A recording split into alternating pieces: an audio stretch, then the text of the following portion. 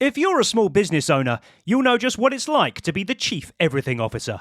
HR, payroll, employee benefits. Well, Gusto can do all of that for you. Gusto is online payroll and benefits software built for small businesses. It's all in one, remote friendly, and incredibly easy to use. It's quick and simple to switch to Gusto. Just transfer your existing data to get up and running fast. Try Gusto today at gusto.com/lockedonsoccer and get 3 months free when you run your first payroll. That's gusto.com/lockedonsoccer.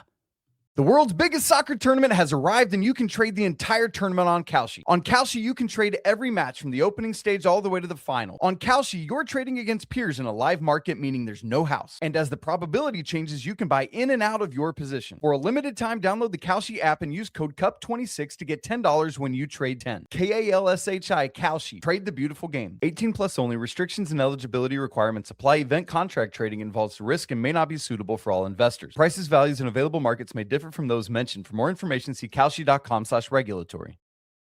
The entire summer of soccer is on PrizePicks, all 48 countries in every matchup. And if you rep your side before the round of 16 on PrizePicks, you can win a trip to the finals in New York. It's the biggest tournament ever, which means there's even more opportunities to cash in while you root for your favorite national sides and global soccer stars. Download the app today and use code CUP26 to get $50 instantly in lineups when you play your first $5. Download the app today and use code CUP26 to get $50 instantly in lineups when you play your first $5. PrizePicks, America's #1 sports picks app.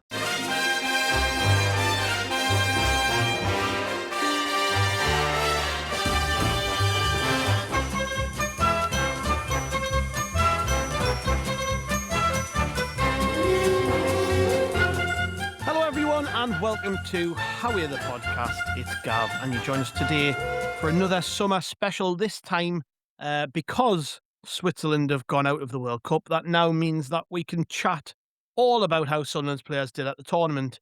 And I've got two gentlemen with me to chat all about it. First up, we've got Ant. Hello, mate. Hello, mate. You've just reminded us of a funny story when we were doing this in the group chat, weren't we, saying like, oh, we'll probably Sunday because Morocco and Switzerland might be out, and I was like, nah, I think we'll both win. Shows how good I am at predicting anything, doesn't it? Yeah, we'll not be taking any tips off you for the semi-finals, mate. Yeah, but you are wearing your England top though, so you've come appropriately dressed at least, and then nobody else can see this. But I appreciate it all the same. And it's the 2000 away, which is I think one of the best tops ever made. Yes, very, very good top. Also with us is James Nichols. Hello, mate. Hello. I'm a little bit hungover after the match, but I'm doing well. Yeah, did you make a big scene of it? Like, did you? Were you out and about? I just went out in the new crown down Shields, down the seafront, and then I had a few too many. Stayed out a bit later than planned. Lost my keys. Had to found they're still with me, mate, right now. So need to get them back at some point. Can't really remember how I got in, but that was well earned from England and well celebrated by those of us who watched it. The pubs do well, don't they, when England play in tournaments? Because just everyone's out basically for, especially when you get to the latter stages. So obviously you've got the game just gone there. It was a Saturday. Everyone's going to be out again on Wednesday, and then if we get to the final, it's all day Sunday, isn't it? So it's going to be a tasty one for the pubs. I was at a barbecue. I went to one of my mates had a barbecue, and we made a bit of a day of it, and that was good crack. Like, but again, by the sort of 70th minute of the game, my eyes were dropping. I was knackered because I'd been in the sun all day, been like drinking, knocking back cans all day, and then trying to stay up for a match was just obscene. But yeah, like I said at the top there, Sunderland's, I say Sunderland's World Cup, but it is Sunderland's World Cup, and we're finally able to chat about it more roundly because it's over now that Switzerland have gone out to Argentina, and of course Morocco have gone out to France. I know most people listening will already know this, but we had 12 representatives at the World Cup, which was more than any other English club. And for weeks, our fans have been watching our own players every day at the biggest tournament in football, and Sunderland's players also finished among the leading clubs for goals scored at the tournament. Again, another stat that I'm sure most people are well up to date with, which I guess underlines the quality in our squad. And it's probably a good point, isn't it, to chat all about it, even though the tournament's not finished. It is for our players. And I'm going to ask you this very, very quickly. In I don't know, 30 seconds or so, what's your overall verdict on Sunderland's World Cup? Oh, fantastic. Well, I think there's only like the odd couple of players who haven't played many games, but everyone who has played has done well, as you said there, all the goal scorers. I mean, it's just amazing. You know what, Gav? Actually, I was channel hopping today, and the playoff final against John was on Sky Sports on one of like Oh, the God. actually They like love that on Sky, don't they, that bloody yeah, but game? how long that was? It wasn't even that long ago. You know what I mean? And then you're like, I know we've got 12 people representing the tournament. Been incredible. It's been an incredible tournament for Sunderland. Yeah. Same to you, James, in 30 seconds or so. What's your overall verdict on how our I say Sunderland's World Cup, but yeah, you know what I mean. To be honest, for a while it felt like Sunderland's World Cup. Like when I was writing that article, like the part 2 of the diary on the site, and it was like feels like it was wall to wall action for Sunderland. And I think as soon as we published that, 15 minutes later, Bobby scored twice. He introduced himself, and he scored twice again in the next game. And then I think Angulo scored and got man of the match. Talby got his penalty like all within like a couple of days. It was mental, but now it's been absolutely quality. And to be honest, you can see like the lads who are going are just absolutely brimming with confidence off the year that they've had with us. Every single one of them is like making big well, not every single one, we'll probably go into that, but the majority of them are making like positive performances and positive impact in the team. They've either started not a part of the side and forced their way in, and when they've got into the team, there's been like an overall jump in quality and performance of those players who went in there, or they're like 3 or 4 of them are like the country's main man and star player. So now you can just see that they're all absolutely brimming with confidence, and hopefully they can now just get themselves all back to the northeast and have a little nice holiday and that before they join the club later on, end of this month and early next month. We'll start off with Wilson Isidore, I think, because he was probably one of the first out, if not the first out of the tournament. I'd have to think, but I'm fairly certain Haiti were probably the first of our represented nations to go out. And Wilson Isidore, I guess James took a bit of a gamble, didn't he, in declaring for Haiti? I think there was a point where I'm sure there was an interview maybe a year or so ago where he was like still talking like, I've got aspirations of playing for France, you know, I'd love to play for France, this, that, and the other. Obviously hasn't really had the kind of season that would warrant getting into the France team. And I'm guessing Haiti never let up and were pinging him every 2 seconds, asking him to play for them at the World Cup. And he eventually caved. And, to me anyways, it looks like declaring for Haiti was a huge career decision for him. That's kind of paid off, 3 goals in his first 7 internationals, which is an excellent return by anyone's standards.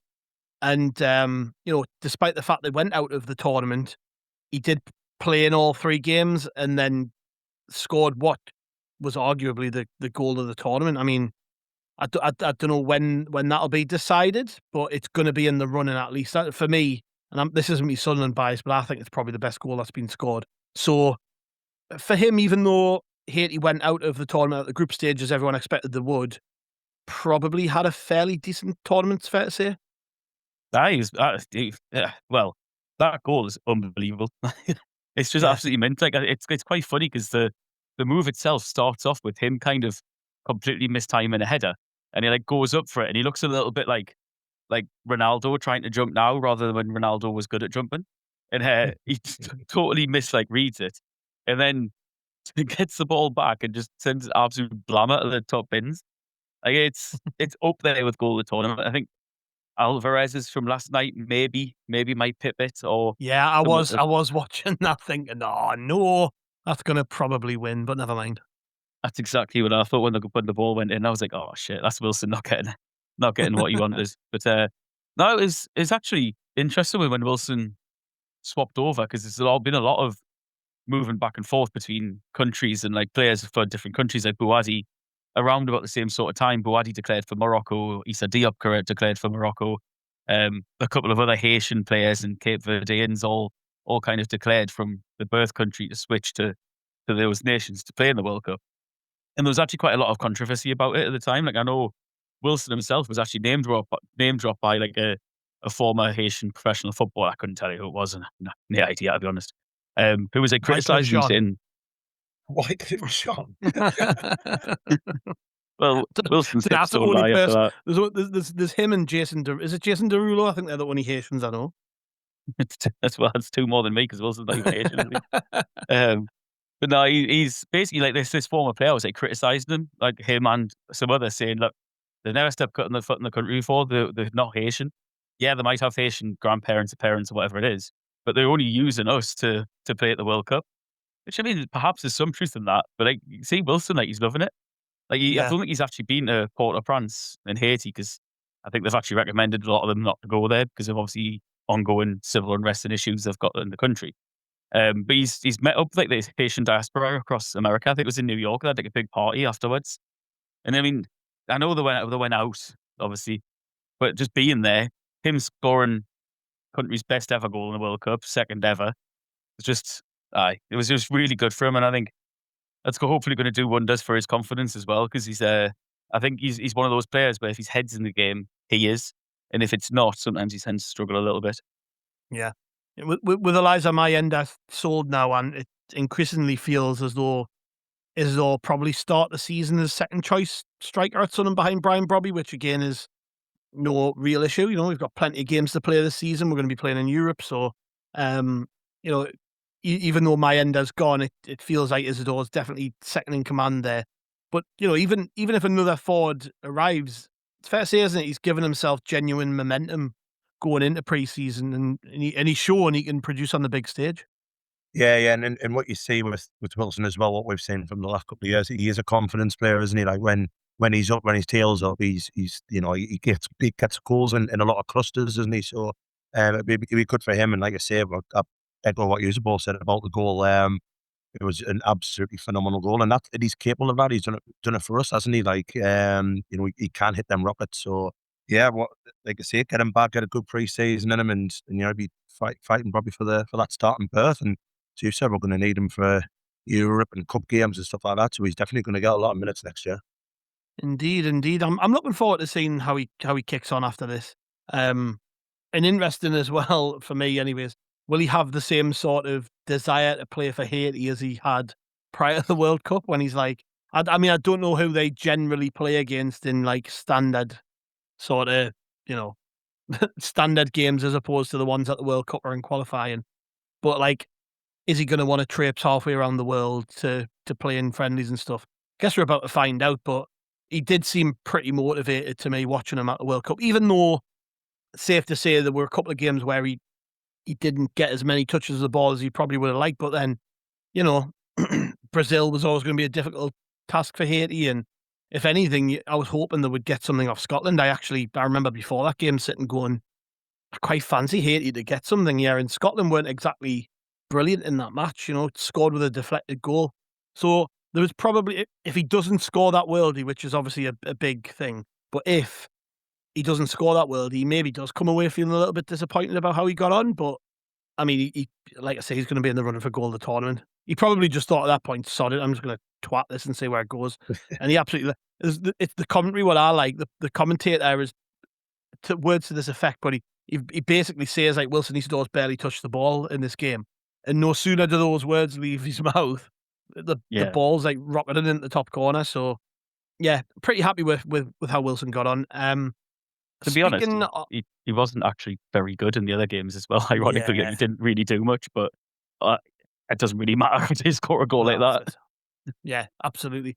Let's move on to the Ivory Coast and Simon Adingra, who I guess was one of the players I was less bothered about watching in this tournament, if I'm honest, mainly because he's been away for so long.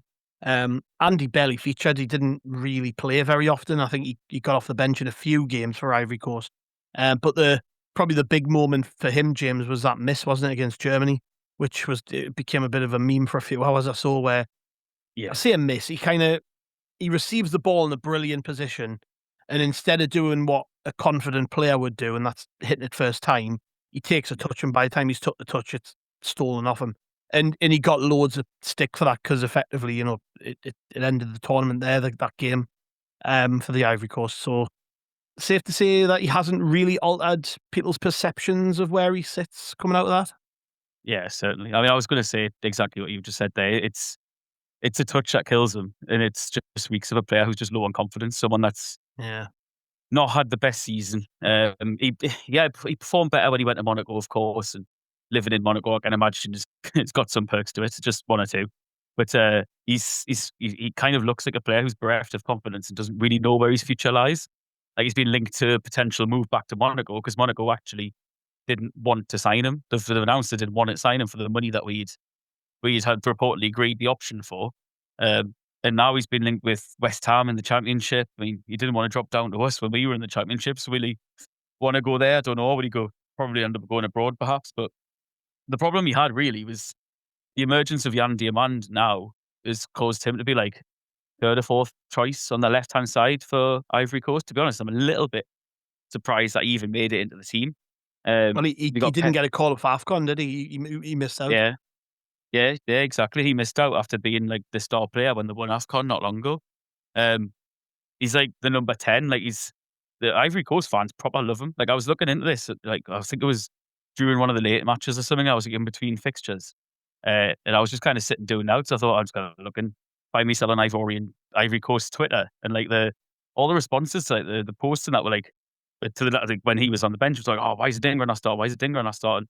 Even though the best players are probably Ahmad and Diamandi on either wing. But he's probably like their 9th choice winger now because he's got like Houray's ahead of him, Nicolas Pepe's ahead of him. They're even bringing on like Wally, AS Wally, and playing him on the wide instead of him because of that miss. I think that's just killed his entire tournament off. I might be right in thinking that. I think that was his last minutes of the tournament. I don't think he got anything in the knockout game, or even the third game. But yeah, to be honest, we didn't really learn anything that we didn't know from Adingra. He's probably the only one who didn't really have any positive impact at all on the tournament out of our players. Even though Wilson was the only one of the 12 who didn't get through the knockout stages, Adingra, like you said, barely played any minutes and is only going to be remembered for missing a massive chance. Yeah, and it still feels inevitable that he'll leave this summer, doesn't it? As James said, there's a bunch of clubs being linked already. Whether that's another loan or a permanent move. And the World Cup probably hasn't increased his value. I think that's safe to say. But there should still be enough interest to facilitate a transfer, I would imagine. I'm remaining fairly positive on that front. Yeah, no, I agree. He hasn't exactly, put any suitors off or put them on. To be honest with his tournaments, he hasn't, like I said, he hasn't done a great deal apart from that miss. But I can't see him in the squad next year. I think we cut our losses and just see what we can get for him. I would prefer it to be permanent. I've got to be honest, because again, it's just more money in the coffers for us. I just think a loan is just a waste of time for him. Unless it's like with view or we put something where they have to sign him. Otherwise, I prefer permanent. I think it's just I do feel a bit sorry for him because I think he's a very big what if. Had he been better defensively, he probably would be quite a good player because we've seen clubs, haven't we? I mean, that goal against Leeds was a tremendous goal. But he just hasn't done it enough, and I think that's the problem. He's just been so inconsistent. Which more the best, like, no? Yeah, there's something in my head now saying like why did we sign him? Because I just don't understand.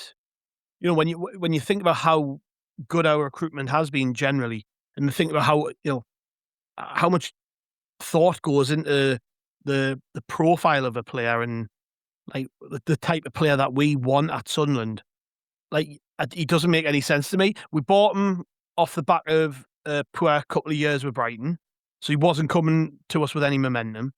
He isn't physical particularly. He's not defensively very good, and I can't see many upsides. We paid 20-odd million for him, so for him to increase in value, he would have to have really had a brilliant season last year.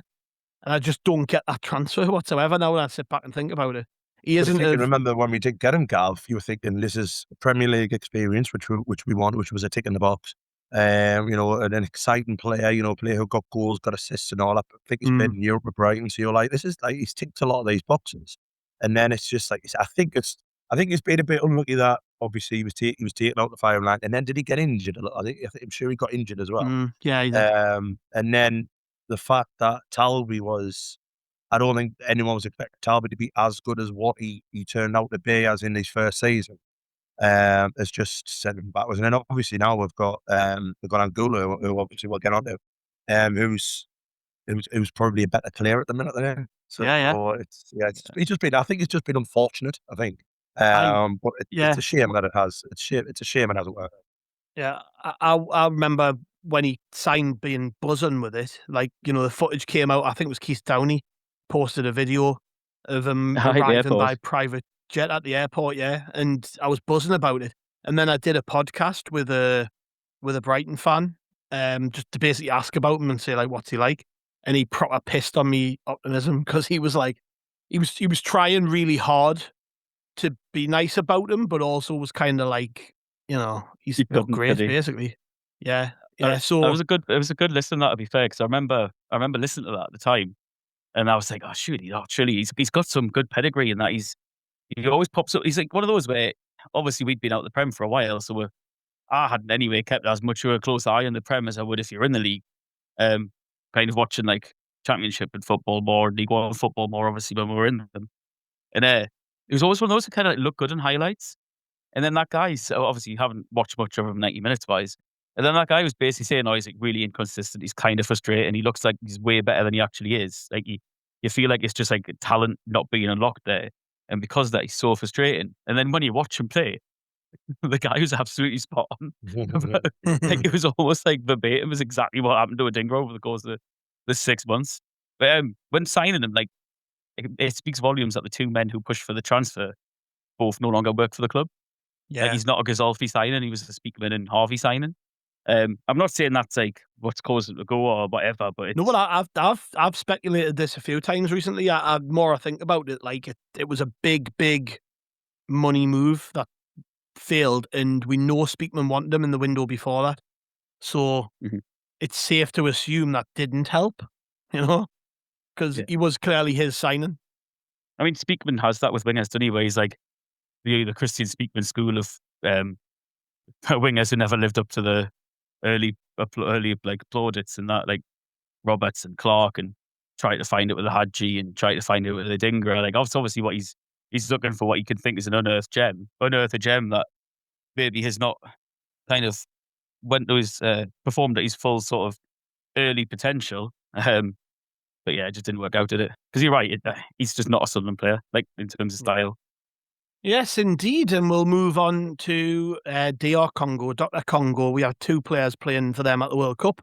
Obviously, Noah Siddiqui and Arthur Masuaku. Interestingly, I was not expecting Noah Siddiqui to only play twice for DR Congo, or certainly start 2 games for DR Congo in this tournament. We had Lena, I don't know if this has been explained away, maybe one of you know this, but didn't start against Portugal, didn't start against Colombia, then came into the team for the final group game against Uzbekistan and then played against England. Arthur Masuaku was an ever-present. He started every game, I think, and actually did okay, got a really good assist. Who was that against again? Was it? He got an assist and Johan Wissa scored a header. Was it Germany? Portugal in the opening Portugal, game. there we go. Sorry. I'm talking rubbish. I've just read out the names of the teams that played. That's how good my research is. Yeah, it was, but it was for Johan Wissa, wasn't it? He got a really good assist, had a fairly dependable tournament. We know what the crack is with Arthur Masuaku, though he's probably going to be heading for the exit in the summer, but certainly did himself plenty of favours, I guess, to try and get a move away. But Noah Siddiqui, as I said, strange that he didn't begin the tournament as a starter. He played his way into the team, was absolutely outstanding against England, James, and then looked, I would say, every inch of the midfielder that our fans watched last season. I think everyone else got to see a glimpse of it when he's sort of running all over Declan Rice and Elliot Anderson and doing it with ease. I mean, I was just scratching my head watching that, thinking, how the hell did he not start them first 2 games? I was just baffled by that. Yeah, I mean, it's kind of like system based more than anything, to be honest. Congo tend to play a 5-3-2 in system, and what they try and do is have like the one really experienced midfielder that they've got in there sitting, who plays, I think he plays in a Cyprus club from Brightly. And then either side of him, the coach has been playing like 2 more attacking players. Sometimes it's been Bonkonga, sometimes it's been Watford's Edo Kayembe.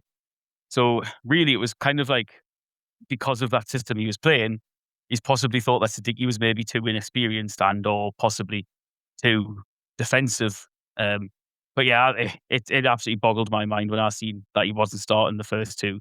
I it's just I didn't get it, because watching him against England was painful, to be honest.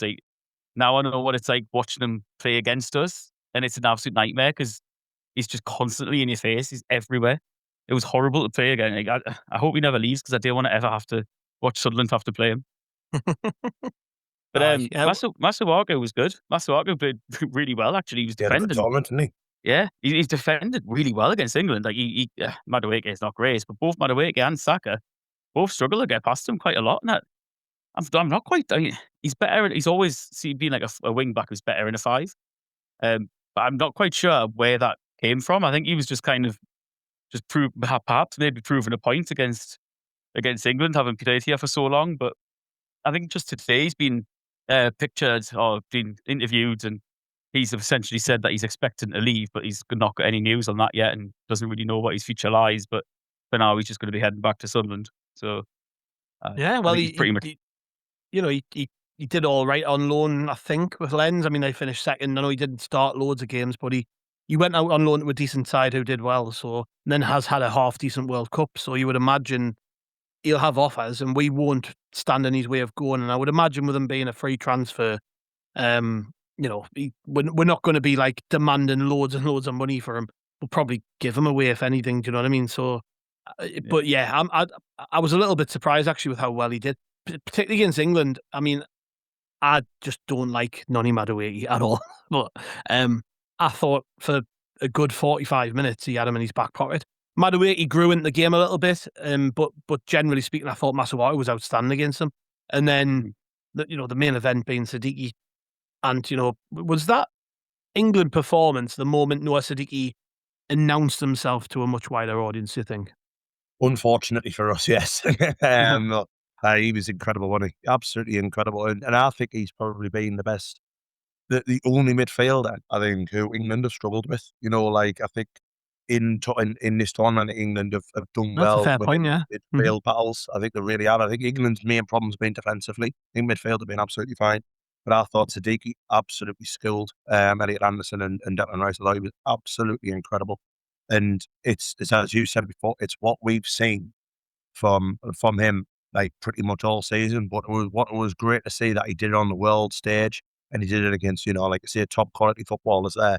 It was very, very impressive, and he's a one for me. Like next season, I'll probably include like a fair few in this, but just can't wait to see what they're going to do now. They've had a year under the belt, and he's going to come back buzzing from that. They qualified, they got through to the second round. They gave England an almighty fright, to be fair, and it looked for a long, long time that we were going out the tournament then, just because of how well they played. They were one of them teams, I think, in the World Cup who was such a joy to watch, because they just didn't really care. They were just they were just going for everything, and I really, really enjoyed watching them play. But with him, yeah, like I say, I mean, his value shot up, hasn't it? I mean, you look at it now. If we were to get bids for him, you look at like something north of like the 60, 70, probably even more than that. I mean, he was absolutely outstanding. Like, and it's just his engine, Gav, isn't it? I mean, he just never gets tired. It's like I mean, massive credit to him for like how fit he keeps himself. And we've got to remember as well, he's only still a kid. He's only a bairn. He's only young. He's the sky's the limit for him. Like he was incredible. We know he's a very good player now. Like everyone else is just kind of saying he'll have a big move in his lookout. Imagine but hopefully he's here for a long time, and we get to see more of him, because he was just absolutely outstanding, mate. Yeah. Someone else we've mentioned a few times already, Nilson Angulo. He played for Ecuador at this year's World Cup, and obviously being relatively young, I think he's probably been eased into the tournament rather than chucked straight in. But it's fairly obvious to me, anyways, that he's viewed by Ecuador the same way he's probably viewed by Sunderland, in that he's in the next year or so he's going to burst into life. And he wasn't trusted to start a game until they played against Germany in the final group game, and had a half decent performance, fair to say. I mean, he bloody man the match. He was outstanding and scored a really, really good goal, James, in that game. And like, to do that against, I know it's not your classic Germany side who we kind of think back about. It's not that German team, but still a very capable team. And he gets that start in that game, 9 minutes in, scores a canny goal against one of the most decorated goalkeepers of all time in Manuel Neuer. And then for the rest of the game was just an absolute menace to Germany. I mean, And that to me was, I haven't seen him play like that for Sunderland yet. So I was really, really buzzing watching that. yeah, I think a lot of what we've seen from him is like lots of cameos, lots of settling into the league, settling into the pace of the league, the physicality of the league. I think for a winger and that sort of what attacking players, you naturally do take time to adapt to a new league. This is his first time in England, first time playing. Like he's only just joined us in January, so you get the distinct impression that Angulo wasn't necessarily a signing for this season. He's going to be a signing for next season, like what you were saying. We're kind of hoping that he can explode into life next season. But it's ironic because for the Ivory Coast game, I mean, I don't know if anyone watched much of Ecuador, but they're like maybe one of the most entertaining teams. They just like sit back, dive for every single shot, and then smash you on the counter, and they kick the hell out of you, and they just run all day long, and they're really entertaining games. And against Ivory Coast, they absolutely battered them. I think they hit the bar 4 times in the first half, just couldn't score. And then ironically, Angulo was not tracking back properly for their goal. And I think he was tracking Ahmad's, and Ahmad just ran away from him, and he just didn't track back and follow the runner. So that's where he can probably learn, and that's probably why the mad coach that they've got, the Argentinian bloke with the long hair, didn't start him. But when he did start him, I mean, yeah, you're right. It's not. I mean, what is it? Was it Beckenbauer? No, it wasn't him. It was a former German pro was saying like it's the worst Germany team for like a long time. I mean, considering they've been knocked out in the group stages twice in a row, that's some statement. But the right back was Joshua Kimmich. It's like one of the best right backs or like slash midfielders, whatever he can do both in the entire world. And Angulo just had him on strings for the entire game. Like it wasn't just getting the ball down and running in behind. He was like manning up 1v1 on Kimmich and just doing him like regularly. He was honestly all over him. I didn't expect to see that against from him, to be honest, because the pace of international football is slower than the Premier League. And that's probably why he showed up so well, because he's now adapted to English football, which is far quicker than what they play, unless you're France, what you play at international level. So that's, like I say, that's probably why he showed up so well. But ultimately, he's doing this up against Kimmich, who's an unbelievable right back, flanked by Jonathan Tah, who's like a very good German centre back, a bit slow, but neither of them are slouches. I mean, they both start regularly for Bayern Munich in the Champions League. Kimmich's the captain of both Germany and Bayern Munich. It was absolutely outstanding. And then, to be honest, in the round of 16, he didn't have the greatest of games. He wasn't really as heavily involved. But to be honest, Ecuador themselves kind of just went out on a little bit of a whimper. They barely threatened Mexico, to be honest. I think the coach even resigned after the match and said like he's just so upset with the performance of how they just didn't play themselves. I think it's so they didn't play like themselves, whatever it was after the game. Yeah, like I say, he'll probably live off that Germany performance for a little while. I think so many of us were watching that thinking, I can't believe this kid plays for Sunderland. But there was a part of us and thinking, he looks so much more settled there watching him play like that than he did when he first arrived. And I guess it harks back to the reason why we are very picky in January generally, and you normally find that we'll sign players. We basically bring players in a window early. One, because there's a little bit less hype around them, and maybe teams are less likely to gamble on them than they maybe would in the summer. But also two, because it gives them time to basically bed in, learn about where they're, for young, I don't know what his age is, Angulo, he might be 20, 21 or whatever. He's moving to a completely different country, and it's a big change in lifestyle and all these other things that go on off the pitch that affect their football.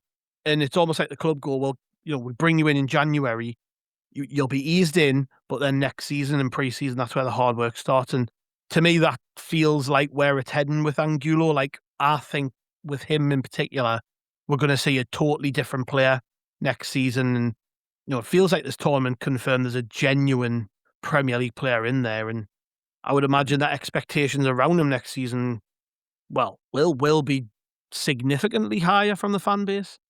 Yeah, but he's another one as well. When obviously when he came, he got injured quite quickly, didn't he? It was like 3 or 4 games in, and he missed a fair chunk, didn't he? And then I think with that Germany game, it was good to see he had that in him. You know, like the goal itself, cutting in and all that, and bending the ball around. Sorry, like I was like thinking something that he didn't try and do that because he looked a bit like a bit nervous to try and take his man on. Maybe a little bit nervous about losing the ball. So a lot of times he was like kind of going backwards, wasn't he?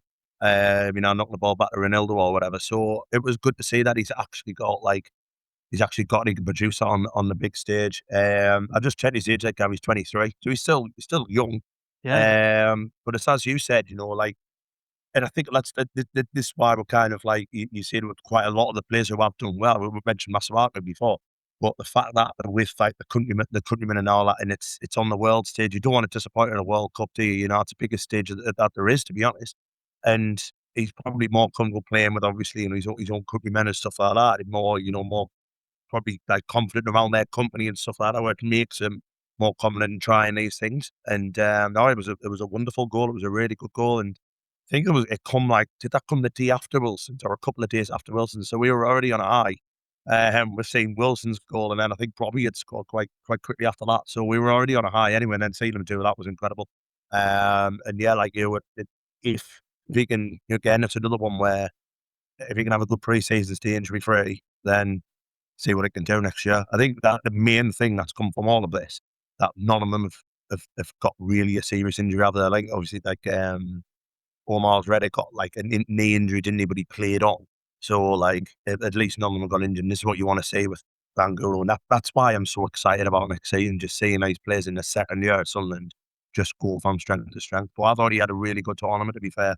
What James said there, I think Ecuador did let themselves down a little bit with the Mexico one, and I actually thought that they'd give them a better game than what they did because the all this altitude and like stuff, like it wouldn't have affected Ecuador because they played like a high altitude anyway and they're used to it. Yeah. So I thought a really close game, but Mexico just overpowered them, didn't they? And they went out with a bit of a whimper. And I thought that Ecuador would be one of them like late comers to the party, to be honest. And get better and better as it went on, but it obviously didn't. But no, still a great result to beat the Germans and stuff, and they can be proud of that tournament, to be fair, apart from the end of it. But yeah, looking forward to seeing what it can do next year. Yeah. Another player who went out in the round of 32 was Habib Diarra, and like some of the others we've already talked about, he had to be patient, didn't start in either of the first 2 games when they played France and Norway. Obviously, going into the Iraq game, the final group game, they were searching for a result, and the manager changed things up a little bit. He played in that game, scored, although how much he knew about it really is up for debate. Kind of just hits him, doesn't it? It was a header from a corner, hits him on the way in, and the lad who scored's off celebrating, thinking, I've just scored at the World Cup, and Diarra's pointing at himself going, nah, hit me.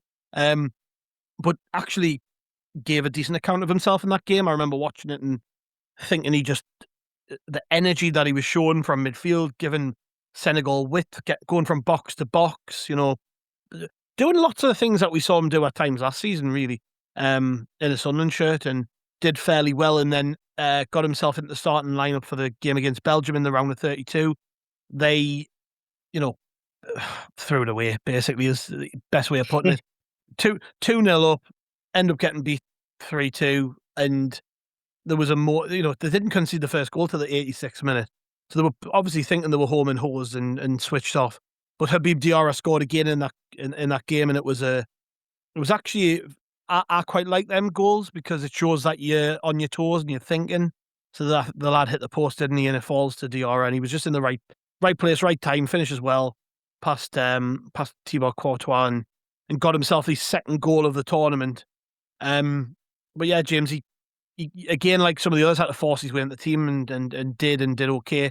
Just as I'm saying this about a couple of these lads, I'm like thinking, it would have been nice to get at least one more game out of them because they missed some of those early games. I would have liked to have seen Diarra playing in a round of 16 game, but he, is what it is. His country threw it away. To be honest, I'm not even sure how Senegal lost that match.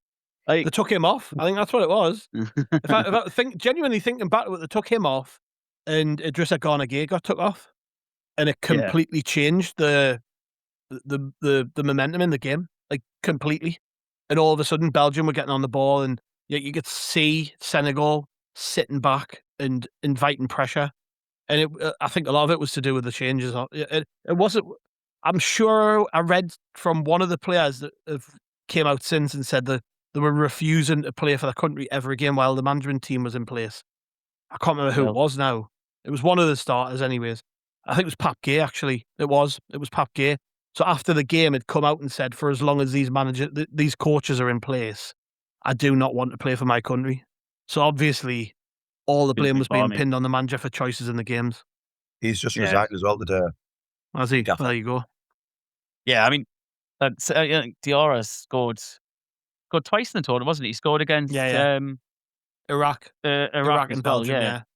Yeah, because when he played against Iraq and scored and played well when he was on the pitch, and then ironically, Lamine Camara, who came on for him, Pap Gay, came on for him, scored an absolute worldie, which kind of like overshadowed Diarra's performance a little bit because like Gay was a direct replacement.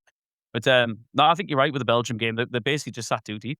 Like when you're watching like the last 5 minutes, like the chances Belgium had were all secondary action off a cross because the initial defensive line is like literally within their own 6-yard box. Keeper can't come out to claim the cross because the defenders are too deep. Defenders then clear the ball, and then the midfielders are coming deep because they're scared as well. So there's just a massive gap of Belgian players because they all just run into. To be honest, Senegal should have got through, and it would have been good to see him in that next game because I think Belgium then went on to play Spain, wasn't it? Mm-hmm. Yeah. Lost to Spain in the end, so it would have been good to see Diarra up against like such a good midfield as like, well, be it pick your poison, Gavi, Pedri, Rodri, or Dani Fabian Olmo. Ruiz. Like it's just ridiculous the depth they've got in midfield. So it would have been good to see Diarra up against that because I thought Diarra had a good end of the season. Obviously, we all know he's started well, got injured, took a little bit of time to get back to fitness, and then had some difficulty when he missed that goal against Villa. But his general play at the end of the season was probably the best form he was in all season long, to be honest. It was a bit weird watching him for Senegal because he was kind of, when he was in the game, he was making things happen quite often. Like he was quite heavily involved in the good play that Senegal had. But when he wasn't, he was kind of just walking around a little bit. Like, it was kind of weird to see. Like if he's not directly involved in the action that's happening moment to moment, he's just kind of wandering about the pitch. To be honest, Siddiqui was kind of like that for Congo. Like they're both so all action in midfield for us. Like they're constantly harassing people, constantly making runs, bombing forward off the ball, stretching defenders, playing that sort of triangular sort of midfield system that we do out wide with the wing backs, with the full backs and the wingers. And but for Senegal, he was kind of like, right, okay, I'm just going to walk around and just like chill for a bit. Now I'm not running. I don't know if that's just maybe Pap Thiaw's tactics or just how Senegal play, but no, he had you can see he had a good impact on the tournament. It's just a shame that they couldn't hold on because it would have been so interesting to see him up against a top class midfield. Yeah, Anthony, the goal that he scored was spectacular, but good midfielders consistently arrive in dangerous positions, don't they? And that's an encouraging trait for us to take away from the tournament and from a Habib Diarra perspective, particularly for a player expected to make another big leap this season. Yeah, and he did that, didn't it? Was it Burnley we played where he scored twice? One of them was given as an own goal, but it was basically his goal, wasn't it? It was his goal. Yeah, we're giving it. But he did that then when he run off the back of Robbie, didn't he? And like a couple of times where he just like Robbie was like, holding the ball up and stuff and feeding them in, and that's what you want. You saw that with Holland of them players that run on as well, and that's what you want to see from our midfield. See Siddiqui do that. What is clear about Siddiqui is he does have an eye for goal. You can see that in him. Like Siddiqui or Diarra? Diarra, sorry, that's completely my fault. I'm always getting, you know what I'm like with him. I don't get one wrong, but no, to be fair to Diarra, there we go, I've gone right there. He looks as if he has got an eye for goal. He wants to get in the box. He wants to score goals. Yeah. You're right with the first 1 minute, it just hits him in, but it is what it is. I think we had a little laugh together, didn't we? Said, "Oh, goal tournament." But his second one was a nice finish. And I think he has had a good time for what I could say. He was got himself, like I say, got himself in a good positions and everything. Amazed with Senegal. I think at the end it was absolutely crazy, wasn't it? And they've had a crazy year with the Cup of Nations stuff, and then all that happening as well at the World Cup. So I think they'll I think if they can get a manager that at least they all like, I think that'll probably be better for them. But again, another one that you want an injury-free season for next season, aren't you? And see what he can do, because there is a player there. And James mentioned before, and I totally agree with him, that when he got taken out the side towards the end of last season, and then came in off the bench, his cameos off the bench, he was very good. He's got, again, like Siddiq, he's got that energy, hasn't he? He's got that, really, really strong frame as well. So I am again another one I'm looking forward to seeing. And I was actually surprised he didn't get more starts for Senegal in the tournament. I always was under the impression he was like a chief starter for them. So it did surprise that he wasn't playing the first couple of games, but did well in the games where he did play. And yeah, again, another one I can't wait to see next season. But I think with him, we may have found that he's better off the bench. What a great substitute to bring on, isn't it? It's amazing. Mm-hmm. Yep. It is a squad game, indeed. Right, we'll go for a quick break, and then when we come back, we'll get on to the Netherlands. We'll see you after the break. The entire summer of soccer is on PrizePicks, all 48 countries in every matchup. And if you rep your side before the round of 16 on PrizePicks, you can win a trip to the finals in New York. It's the biggest tournament ever, which means there's even more opportunities to cash in while you root for your favorite national sides and global soccer stars. Download the app today and use code CUP26 to get $50 instantly in lineups when you play your first $5. Download the app today and use code CUP26 to get $50 instantly in lineups when you play your first $5.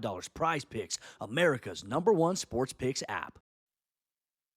Welcome back to Howie, the podcast, and we're about to chat about the Netherlands now, and I guess specifically Brian Brobby, but we'll leave him to last. But we did have 3 representatives at the World Cup in the Netherlands squad. Robin Roofs, of course, who had an outstanding season in the Premier League and fully deserved his place in the team. Lucherel Hertrouder, obviously he's went back to RB Leipzig on loan, but spent last season with us. On loan. He's went back to RB Leipzig after his loan with us, I should have said. But had a canny end of the season with Sunderland, and I guess forced himself into the reckoning for the Dutch side, and then didn't get picked in the initial squad. But then there was an injury to Arsenal's Jurrien Timber, and he was called up as the replacement, and probably didn't expect to play, to be fair to him, but was in the squad. And like I say, Brobby, who we'll probably leave to last, but we'll start with Robin Roofs here. James, he didn't play, which means we haven't got anything to go off in terms of the actual World Cup. But I would argue he was the best Dutch goalkeeper last season. I think maybe red and white specs on, I don't know. But whenever I watch Bart Verbruggen for Brighton, I just wasn't impressed with him.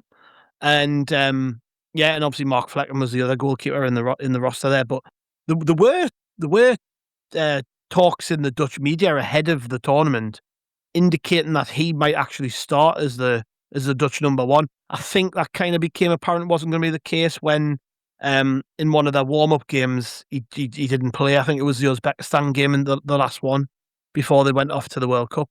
But would you argue he should have played or not? Because like I say, I know managers have their favourites and they like to stick with the people who got them to the tournament and stuff, but I just cannot believe that a goalkeeper as good as Robin Roofs on the back of the season he had didn't get a sniff. Yeah, it's obviously, like you say, we're all biased, but I mean, Verbruggen played well against us down at Brighton away. Last game before all the lads went off to AFCON, he made a cracking save from a header in the first half. It's weird because they're both very similar goalkeepers. Like Roofs is taller, more commanding. But they're both very comfortable with the ball from playing out from the back. They're both the same age.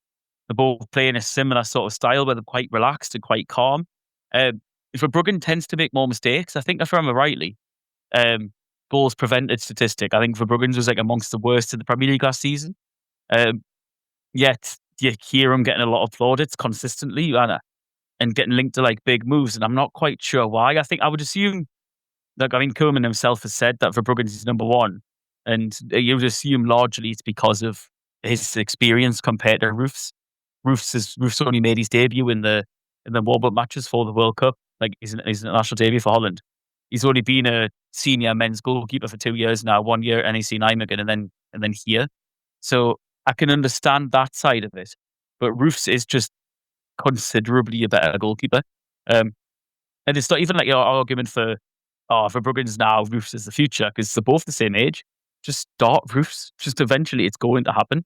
Perhaps what actually happened to Holland in the end of them getting knocked out in the round of 16 by what the Dutch media are calling minnows and have criticised them heavily for it, might actually play into Roof's favour because he wasn't really involved. So he could come out of it looking quite rosy. I mean, Robbie will come out of it looking quite well because he scored 5 goals, 4 goals, whoever it was in the end. And it was like one of the reasons as to why they started performing better when he started playing. In the Hertrauder and Roofs, both because they weren't involved at all, will probably also likewise benefit them. Perhaps it could be a bit of a change into the guard, and maybe no time is better than now to start playing Roofs in the next set of internationals. I don't think Verbruggen's as good as Roofs, I must admit, but like you say, we are biased, so of course we're going to say that. Yeah, we'll move on to Brian Brobbeyant. He went into the tournament probably not expecting to play much, even though he'd had a good season in the Premier League. I think mainly because Koeman's known for having his favourites. We've just been talking about one there in Verbruggen, so that's obvious. But Memphis Depay has been his striker in his time with the Dutch national team and has scored a lot of goals too. So you can see why we'd be loyal to him. But it didn't take long for him to give Brobbey his chance. He started Depay in that first game, and then in the second game, obviously the first game they got absolutely played off the park at times by Japan, but managed to get a draw. And I was really impressed with Japan right through the tournament, actually. But then in the second game, they play Sweden, and Brobbey's installed up front and gave one of the best performances of any player in the tournament. He was absolutely brilliant in that game. Just ragdolled their defenders all over the place. And, us lot were all sat there going, aye, we know what he's like. Like, you're all just waking up to how good Brian Brobbey is. But on top of the physical stuff, which he's became known for, he's finding a scoring touch. And that was seen at the end of the season. And we're now seeing it here with the Dutch team. And scored 2 real poachers goals, actually, and did very, very well. It's just, I think he made me the proudest of any player of ours at the tournament, I've got to say. I think watching him do that, and then hearing the pundits and the commentators and the fans of other clubs rave about him, I was so proud. Yeah, no, you're right. I think you're right. I was actually at the Isle of Wight festival when he put the 2 goals in. So I was in one of these bars at the Isle of Wight, literally like half watching the game. And I was just like, that was beaming from ear to ear, honestly. It was so fun to see it. And you're right, though. I think the first game when they were in Japan, he was a second striking substitute, because I think Milan had started, and the lad who was at Villa, and then they brought Depay on ahead of him. You thought, oh, well, he's not going to get many minutes here. And then he came on. You're like, oh, well, there we go. But I wasn't expecting to start against that in the Sweden game. Good grief, he was excellent, wasn't he? He was so good. But it's another one we mentioned Sadiki in the first part. And it's like you say, we know how good Brian Brobbey is. We know that he's a phenomenal striker, and not many can do what he can do. But we didn't know he could score tap-ins, really. You know what I mean? Because there were poachers goals. I'm not saying obviously they went tap-ins. He still had to, set that put the ball in the back of the net, in the right place, right time. But his movement was excellent for both of them goals. And you're right. I was so up. And then he kicked on again, didn't he? Because he got another one when in the third game where Van Dijk had headed it across, didn't he? Headed back across. And he was, again, just unmarked. I mean, why are you leaving Brian Brobbey unmarked? But the fact, again, he anticipated the knockback. He got in, proper poacher's goal again. And then, as you said, there's so many of the commentators. I mean, Guy Mowbray had Shearer on toast for that, because I think they were commentating on that one. And he was like, there's another Sunderland goal there, Alan. And, but there's not many strikers in the world that can do what he can do, And like I say, he was bringing players into the game. He was creating hassle. Even he was bullying defenders, good players as well, especially in the Australian game. Absolutely bullying them. And the fact that, like you said, people were standing up paying attention, all the pundits are like, yeah, like he's a good player, he's this, he's that, the other. And I said on our Q&A the last week or the week before, whenever we did it, we haven't had a pre-season with Brian Robbie yet, because he came late, didn't he? He didn't play early on. He come with an injury, didn't he? So he was coming off the bench. Can you imagine him with a proper pre-season? And I honestly think at the top end of the goal scoring charts next year, if he can stay injury free, there's going to be obviously Erling Haaland. You'd imagine to be at the top. Probably be there or thereabouts. I think he'll get 15 to 20 goals next season. I really do. Yeah. I really, really think that. I think he's a phenomenal footballer. And you know what? Fair play for the Dutch as well. But I just want to quickly go back to the Robin Roof stuff, because I thoroughly agree with what James just said there. And in that first game against Japan, Verbruggen should have saved both of them goals. Robin Roof saves both of them. And I think with Koeman now resigning from the Dutch team, I think it will stay Robin Roof's now getting that there number 1 jersey now. So I think that was a really, really bad mistake from Koeman, because when I know you've got your favourites and stuff like that, people do have favourites, but when there's one goalkeeper who's fundamentally better, and everyone knows this, it's not just us saying that, but he'll be their goalkeeper. But no, like I said, probably phenomenal. And I'm just like, there was a time when we're thinking, if he keeps on going, he might be challenging Mbappe and Messi at the top of the goal scoring standings, but they couldn't get there. They couldn't get past Morocco. And I really do disagree with the Dutch media calling Morocco minnows, because Morocco have been like further than the Dutch have in the last 2 tournaments. So maybe that's why they are getting beat off these teams, because they underestimate them. Because Morocco are a cracking team. Yeah, he was just brilliant, wasn't he? Robbie James.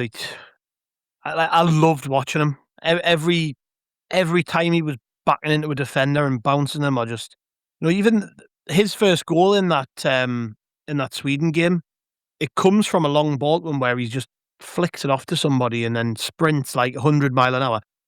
I think it was Chris said on a pod the other week. It feels like he's like gained an extra yard of pace. He just looks sharp, doesn't he? And yeah, like as Ant kind of alluded to there, makes you really excited to think what he can do next season. Hey, he's fit now. I mean, his first 30 minutes wasn't until Tottenham in January.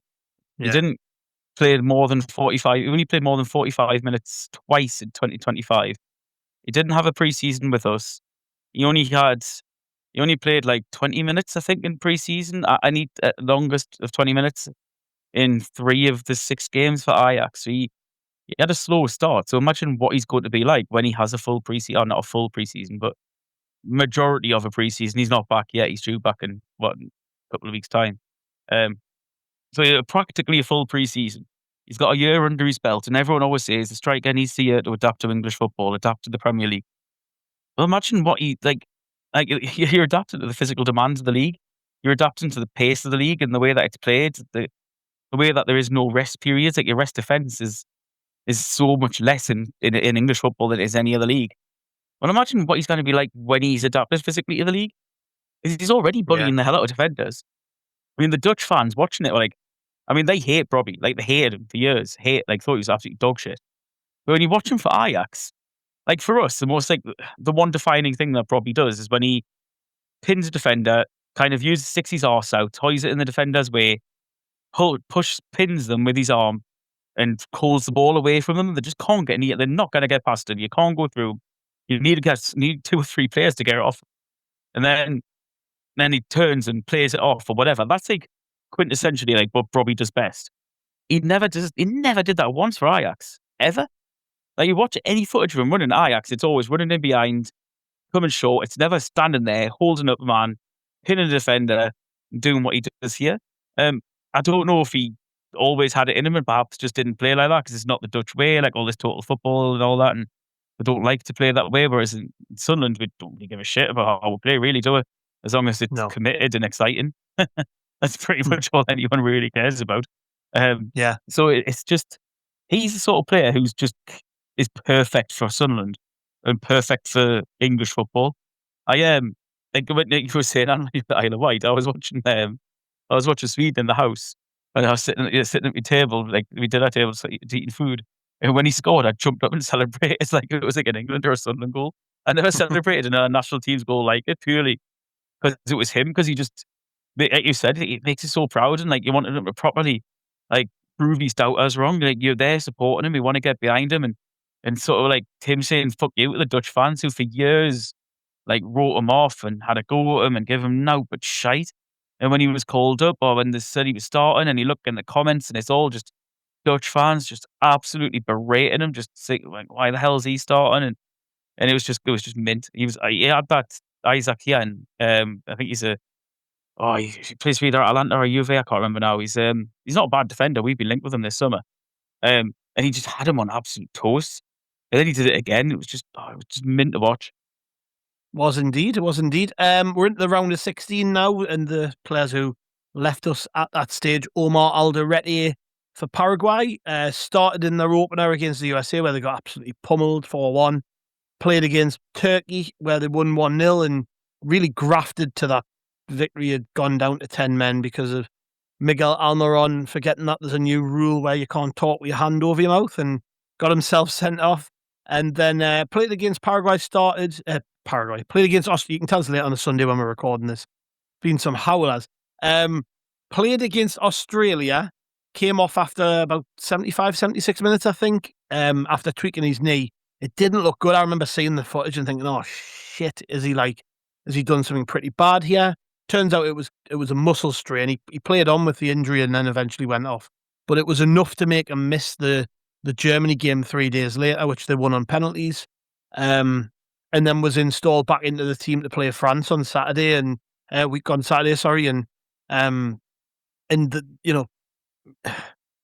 hard to really say anything about his performance because he was subbed off early. He was clearly struggling and carried an injury, and that like, should we be worried, James, or not? Like, or is it just one of them things? Like, long season, really physical player, picks up knocks every now and then, which he did even with us last season. Like, it's nothing. Yeah. I haven't seen anything to make us worry about him being injured, but still, like, I think if anything, it was just a sign, wasn't it, of how physically taxing the season's been on players like him, and how physically taxing Paraguay style of players. Like watching Paraguay is kind of like watching Sunderland, to be honest. I mean, they're playing red and white. They've got a big, sexy centre back kicking the shit out of everyone, and they're a bit mental. Like, just they're not necessarily press high. Like, we don't really press high, but when we do, we're good at it. And they were the same. Like Galaza and on the wing and Almiron on the other weren't consistently running at the opponent, running at Germany or whoever they were playing, but they were like picking the moments and then triggering it on certain scenarios, exactly like what we do. And then they're all kind of crazy in the way they play because his back's against the wall for majority of the game, giving teams space out wide is actually going to lead to a lot of crosses in the box. It's quite physically demanding for Alderete, and I think he's done that for an entire season with us. And then he's done that over there. He got that injury, and it looked like when he went off again in wasn't the Germany game, was it? He missed the Germany game, and then he started against France. Yeah. It went off against France, and it looked like it was the same issue. Perhaps it was just fatigue. I mean, hopefully it's nothing too bad, because like you, I was worried when I seen it, because it's a nasty challenge.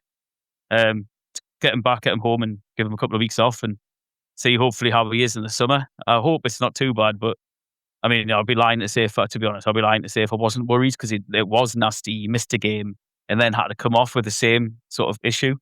But no, to be honest, I love watching Paraguay. Like, they're horrible. Didn't get us wrong. Like, the way they went about it was not nice. In a nice, like, it's not like friendly, but this is football. You're not out there to be friends and be nice. You're out there to win games, and the way they did it, look, they maximised their entire potential to do that, and you can kind of see why Alderete is a bit of a nutter. Like, he plays for Jose Bordalas at Getafe. He's basically like Sam Allardyce on crack, and then Sam Allardyce on crack. I need to say that. I think that's what he was when he got his big pint of wine, to be honest, maybe. But and then Paraguay play like exactly like Bordalas team would, or kind of like we do, but just dirtier. We're a bit more sportsman-like about it, apart from when we play the mags and elbow Botman in the head and kick Burn in the chest, and like, it's not far away from what we do, to be honest. But And no wonder Alderete loves it. He must think he's playing for Paraguay when he plays for us, and vice versa. Aye. And like, for me, watching him play as well, it was just nice seeing him out there again, proud of it. Like I was with all these lads, really. I was really proud of them. A lot of pride and came from watching Chems and Talby, actually. And it sort of links into the discussion we were having about Angulo, about him being a young winger, play the same position. Last season felt like a bit of a grounding for him, and we almost expect him to kick on this coming season. But he grew into the tournament because people might not know this, but he didn't. I don't think he got his first Morocco cap until like it wasn't too long before the World Cup, and he is very, very young. And like, although we know he's a good player and he was playing the Premier League, and sometimes you're watching, you think, why is Talby not starting here? He is very new to that squad, so I think he's had to earn the trust of the manager, and he did that by coming off the bench and really improving them from an attacking perspective. He became the youngest player to ever register an assist for Morocco at the World Cup when he got the really good assist. Was it against Canada, I think, in the round of 16 when he came on and got a really good assist. Oh no, sorry, was it the Netherlands the game before? I think it was. Yeah, it was as a Dutch. He got his penalty as well, didn't he? In that game? Yeah. So he scored his penalty in the shootout. Yeah, obviously. But with Chems and Talby, and his story in the World Cup almost felt a bit like his story at Sunderland. They had to bide his time, not particularly fancied, but then when he got opportunities, made things happen, and by the end of it, he was, he started against France in the final game, which I know there was a bit of fortune there because one of the top players was injured, but still, he was trusted to play in the World Cup quarter-final against France, and Morocco didn't turn up. They were poor. It was probably the worst he played in the full tournament. But Talby did himself no harm. I thought he was really good from a defensive perspective against a strong France team. So, like, again, talking about pride and things like that, but like, yeah, it was great watching. And again, when we're talking about like goals and moments and things, when he gets that assist, we're all absolutely buzzing for him. Yeah. I mean, it was a hell of a cross, and it's what he can do. We've seen that with Tab. We've seen, a player in now who I think's gonna, when it comes up to the next World Cup, I think he'd be one of, if not one of the brightest players in World football. I think he's absolutely phenomenal. I really do. I think the sky's the absolute limit with him. I'm just looking at you there. What are you looking at? Cavs can look over I could hear a bee buzzing around in the room. It's warming. They're getting into the house. But like I say, I mean, I think his ceiling is so high. I really do. We've seen it last year with obviously that goal against Burnley's probably cut in and just flew it in. Brilliant goal. And he scored like the important goals he scored for us last year. He scored at three of the biggest stadiums in the country. He scored at Anfield. He scored at Newcastle, obviously. I can't remember where else now. I don't remember yet. But Chelsea. Chelsea, yeah. So and he shows that for how young he is. He's very, very cool. Very, very, very confident in his abilities. And you're right. Obviously, again, he hadn't had that many games from Morocco. And this is a side who, again, I think we're a really, really good side. Obviously, the de facto African Cup of Nations winners after all that tobacco with Senegal. But he is a really, really good player. Really good. And I thought actually against France, sorry. Even though they were very, very poor, I was really disappointed with Morocco because I thought the cause of surprise. I really did. But his defensive work and his backtracking and everything like that was second to none. He was very good at that, and he seemed to be Morocco's only attacking outlet because Brahim Diaz had a poor game as well. So you thought, well, he was trying things, wasn't he? It didn't quite come off, but there was a couple of where he was. I think he got a couple of decent megs in and stuff like that. But as well, when they were releasing him, his pace, and we have seen how quick he is. He's very, very quick, but as a breakaway player, he is great. And as you said, I think it's just more. It was a lot of pride.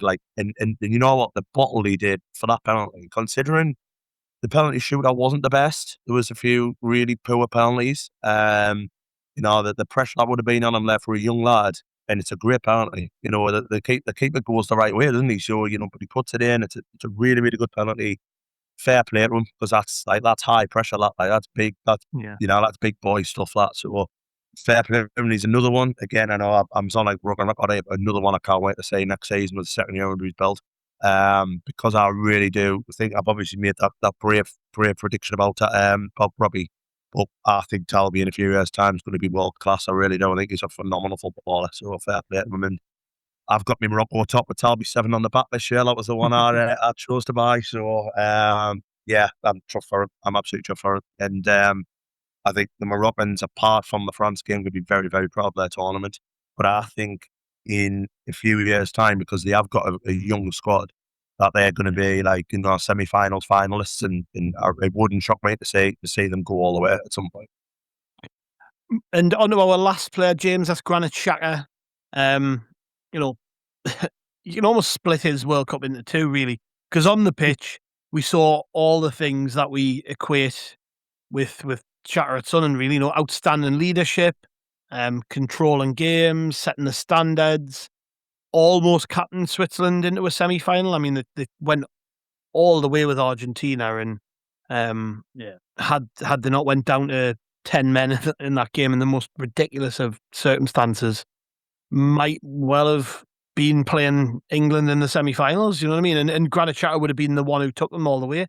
But then there's the other side to it, which is the stuff we've talked about a lot now, and I don't want to go over it too much. But you know, the stuff about his future at Sunderland and the Chelsea speculation. It went on for like 5 or 6 days before the club put it to bed. But it was a major talking point while he was at the tournament. And Switzerland had important games to play. Like, I mean, they was it the Algeria game or the Colombia game? I can't remember which it was, but one of those games was right in amongst all of that speculation. And Xhaka quite clearly didn't want to talk about anything until that game was out of the way. He was so focused on it.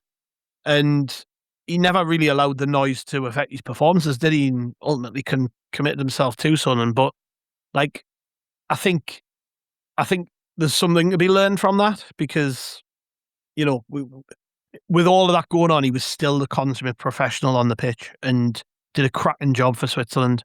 And I think sometimes you just, you know, you have to hold up your hands and praise the guy for what he is, which is just an unbelievable leader. Like, that Switzerland team, when you look at it on paper, has no right to be in the semi-finals. Manzambi gets injured, who's been one of the best players in the tournament, and yet they still look a threat, and they don't seem to miss him. And I can only put that down to Granit Xhaka, if I'm honest. I know there's a lot of good players in that team, but we know what he does to good players. He makes them great, and I think we saw that with Switzerland. Yeah, people run through brick walls for him. He's that sort of leader.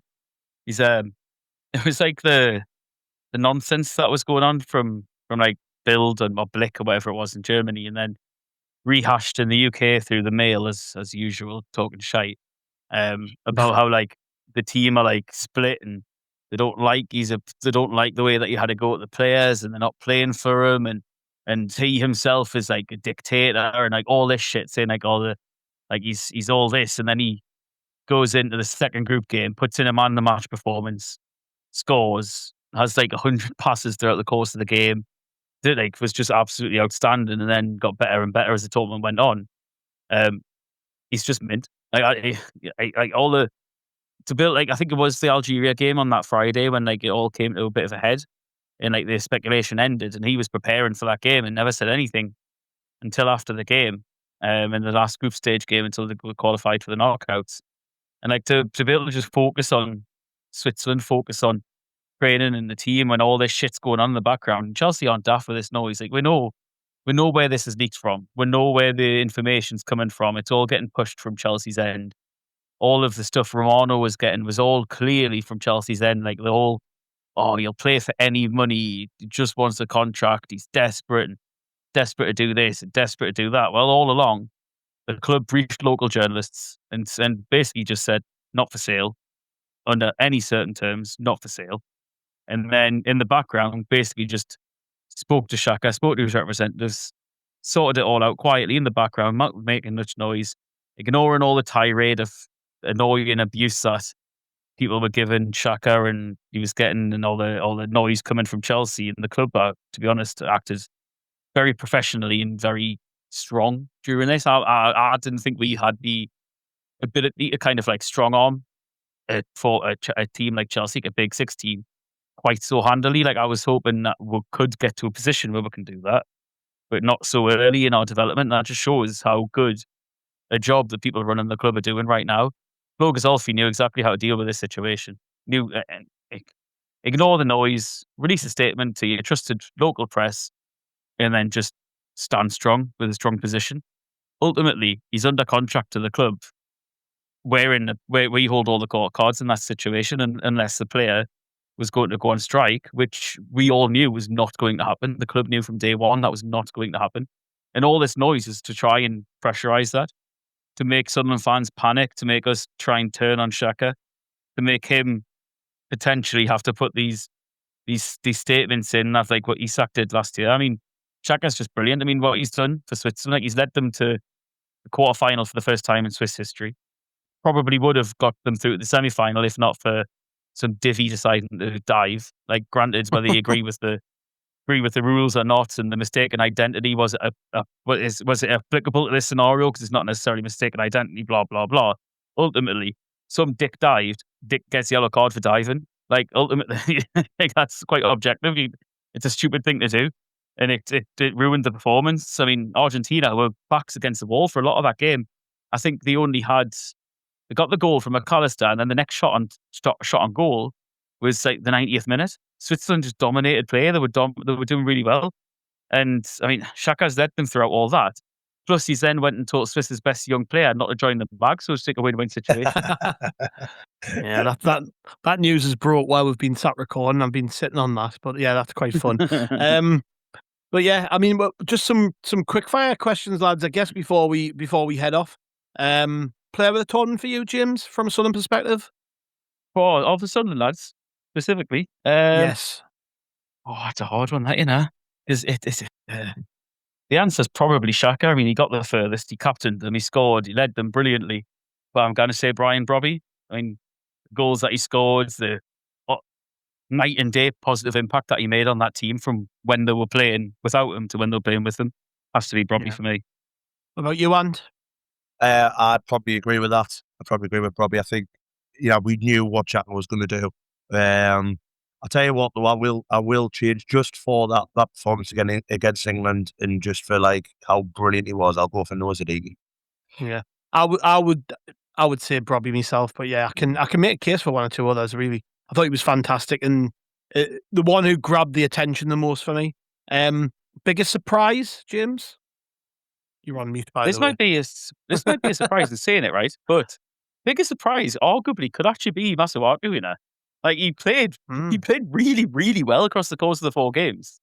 Like, I watched all of Congo's games apart from one, which I think was at like after clock. I think even the birds were in bed then. And he's got an assist. We played really well up against like very good Portuguese wingers. Played really well against our wingers, one of which who's very good. The other one's a bit poorly. But no, it's a surprise. It has to be Masuaku, even though I'm not really a big fan of his, if I'm honest. What about you, Ant? Is this just Sunderland as well? Yes, this is just Sunderland. I'm going for like not so surprising because we knew how mint he was, but again, I'm going back to probably just for the poaching instinct that he showed there. Yeah. It showed that we've got a very, very complete striker. You know what it is? We're probably actually, I'm inclined to agree with you, Ant, because I wasn't expecting him to play. I had this in my head that Depay was going to play every game, so yeah, I would probably agree with that. The youngest, you can tell it's late. I'm just talking nonsense at this stage. The young player whose stock rose the most, James. Ooh. No, it could be Talby. Forcing his way into the team, barely got a look in AFCON, the old manager. New manager comes in, thankfully, he's actually now bringing him on in games. Came on late in the first couple of games. And then finally, came on against Netherlands, got a brilliant assist, stood up when it counted with that penalty. Because one thing I've always said about Talby is, I hear people say that he's raw. I couldn't disagree more. Raw to me is Duncan Watmore, where he's a direct winger, direct runner, willing runner with the ball, but can it pass it 5 yards? His shots like dribble into the net. That's raw. Talby's the opposite of that. Talby's a very technically accomplished player. If anything, I find myself often saying to Talby, "Oh, run at him, go on, make the run, take him on. Like, be more confident in yourself, be more direct," because he's so tight. Like, he very rarely gives the ball away in bad scenarios. He's very good at recycling play, almost too passive. Maybe sometimes you just want him to lose the ball, take someone on, go down the wing, use your pace. Sometimes you want him because he's quite a shy character. I know that he's very quiet and shy off the pitch, and sometimes that shows in his performances. And it's probably just that it's the fact that he's young and doesn't want to make too many mistakes. And then against Holland, he came on and did that. He pulled in that brilliant cross. And then what I was really impressed by was like he's not a star member of the team. He's not like Saibari or Buadi or like one of the first names on the team sheet. He's fighting for his place, and he went up to his coach and went, "Put me in." Put me in for the penalty, and then he just laces it right into the corner. Brilliant penalty. So I think stock's risen the most. It's possibly Talby. You could see him starting hopefully more games for Morocco going forwards. Yeah, I would agree with that as well. What about you, Ant? I can't disagree with any of that. That's just been said. I think maybe Angulo as well, but for Angulo, a level of consistency as well. That Talby's probably winning that one. Yeah, he's had a good tournament, and yeah. Let's leave with this one. The one player from the World Cup that we're most excited to watch when the Premier League season begins. Obviously, from a Southern perspective, James. It's a hard one because, like I said before, I think Robbie's just going to be an absolute monster next season. I've just got him. I can feel it in my bones. Like, when you get a good feeling about something, and you can think it. Like we were saying, like we said to each other, like however many months ago now, we're just like, we're not going to finish in mid-table. That's not a Sunderland way. And like the momentum that we had, like we knew something was going to happen in the season, and obviously got a Europe. I mean, I just feel that Robbie's just going to be mint next season. But specifically off the back of the World Cup, I'm going to change it up. I'm going to say Angulo because that provided us a glimpse in what we hoped we were signing, but haven't necessarily seen yet because of injury and circumstance. But that to me shows that he can perform on the highest level. Yeah, and Talby again. Just before we could get like I say, consistency from him. I think he'll be playing a lot more next season. Like he'll start a lot more games. I think the Angulo one's bang on as well because at least we've seen now that he can do it. Obviously he's had a bit of a stop-starty time with us with injury and stuff like that, but we can see what he's capable of doing. So that would be really, really interesting. But I've just got, like I say, I've just got this like really, really good feeling about Talby. I really think we've signed a top quality player. I just can't wait to see what he can do now with confidence and having done it on the world stage. I'm really looking forward to it. And another season of Noah Sadiq, just dominated midfield. Yeah. Well, chaps, I think we've about covered everything off, and that was good. I mean, it's been an amazing World Cup, hasn't it, from a Sunderland perspective? I don't think anyone can deny that. It's been mind-boggling at times, hearing us talked in the same breath as Real Madrid and Paris Saint-Germain when it comes to like amount of goals scored and amount of players at the tournament. It's just like, I forget sometimes that it's Sunderland they're talking about because I'm just not used to it. And while I'm a little bit sad for the players that there's no other Sunderland players left in the tournament now, at the same time, I'm kind of glad. I'm glad we're sat here and everybody's got through it relatively unscathed. Xhaka's played another 6 games and he's had a long season already. I just want these lads to get the holidays in, get back into the Academy of Light when they're ready, and get back out on the pitch in Sunderland colours. But it's been an unbelievable tournament from that perspective. I can kind of park all the Sunderland stuff now and just concentrate on England on Wednesday and hopefully on the final. But it's in many ways it's been probably the best World Cup from my perspective I've watched because there's just been so much Sunderland talent out there. And then if we can end that on with England winning the tournament, it would be unbelievable, wouldn't it? Couldn't agree more. Yeah. Is it coming home, Gav? Is it coming home? Oh, am I ready to say that yet? I've got coming home. Do you know what it is? And I heard, I think it was Ali Maxwell say this on the England pod this morning. It's the first time where I felt it might be, and it's mainly because of Jude Bellingham. Yeah. Like, I've seen it in the past with other countries where one player has just carried a team to the final and won it. Like, obviously it's a team game, but they've got that one player who's just got momentum and is just finding ways to score goals. and it does feel a little bit like that's Jude Bellingham for England this time around, doesn't it? So I'm seeing it through gritted teeth, but I do think it's coming home. I do. I said after the Mexico game that they'll not have a harder game than that. Obviously at the Azteca, with all the delayed kickoffs and stuff like that against, that crowd was immense. It was so good. I mean, I'd have loved to have been there. Just obviously going down to 10 men with Quanta getting sent off, referee making bogus decisions. Obviously not a bias towards Mexico and stuff like that. The fact they got through it and did that is, for me, the hardest challenge. They're going to play harder teams, don't get us wrong. Obviously they played our team yesterday, and Argentina is going to be difficult, and whoever wins out of Spain and France are going to be difficult. So in terms of opposition, it's going to be more difficult. But in opposition plus the whole kind of situation and the whole thing like that, you'll not get anything better than that. You'll not get to anything difficult than that. So I think that is what's going to lead us to victory, I think. Yeah. Is it coming home, James? I'll throw that one to you and on. I think so. I think I agree with Ant. I said that as well. If we could get through Azteca in that everything that was hit up with, then I said we're going to the final, and then it's to kind of be a backs against the wall jobby against France and their myriad of ridiculous talent that they've got. I think that's getting to the final. It'll be the first final since 1966 if we get there. So that would be uncharted territory largely. But I agree. I think with Kane and Bellingham, we've just got two superstar players playing better than they ever have been in their entire career, playing with a better understanding than either of them have ever had with anybody else playing together. And it's just, you know what, right? It's completely nonsensical and makes absolutely no sense to England whatsoever. Because you'll have West Ham fans who are just gutted, like shit season, got relegated, and like, oh, well, at least England's a bit of a relief. Whereas I just feel like the magic from Sunderland has just refused to rub off yet, and it's refused to go away. And it makes, like I say, it's not tactical or have any insight or has any relevance. It's complete insanity that I just think that England are going to do something purely because of what Sunderland have done in the last 2 years. It just feels like the good times that just keep rolling on, and hopefully we can bring some of that luck to England because the lads from Sunderland have been brilliant at the World Cup. And then away from England, I think at the end of the group stages, we had the second most goal scorers from a single team in the entire World Cup behind PSG. We're still, even though none of our lads are now in the competition anymore, I've got the third most amount of different goal scorers from a single team. And we've now equaled the record for the most amount of different goal scorers from different countries in a World Cup ever. And I think that's 5 players from 5 different nations in a World Cup from one singular team represent that World Cup. And then we've got 12 players now at this World Cup, which is more than Real Madrid. Do you remember how many we had going to the 2022 World Cup? It was one, wasn't it? Johnny mentioned this on a pod the other day, and it was Dewey Bennett. Just Dewey, yeah. And then 2018, how many do you think we had in 2018? Daly Wright?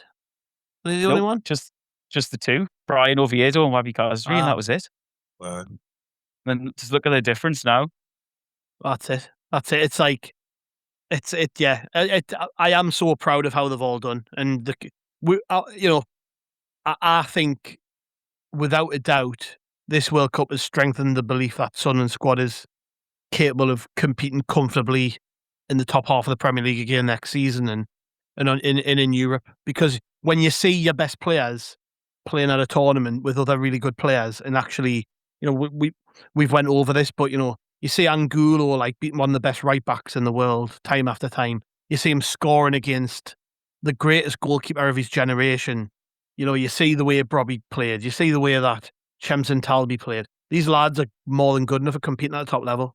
You see Noah Siddiqui running all over that England midfield.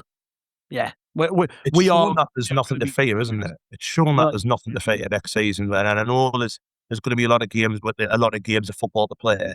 But, if we get the squad right, if we get, the right people to come in on the squad, it just goes to show there that these can do it on the big stage. They've done it. And us going into Europe, they're just going to be full of confidence, aren't they?